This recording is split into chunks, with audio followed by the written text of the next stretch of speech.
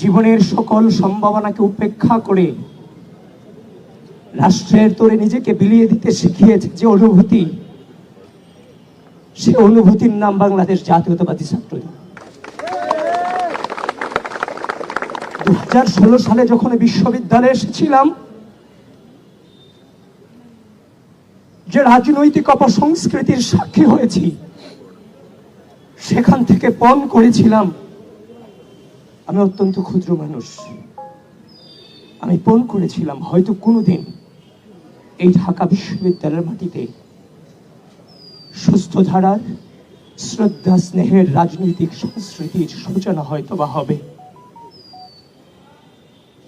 আমি আপনাদের সকলকে বলছি, এই পথকে বেছে নিতে গিয়ে আমার নিজের পরিবারের সাথেও আমার 1 বছরের কোনো সম্পর্ক ছিল না।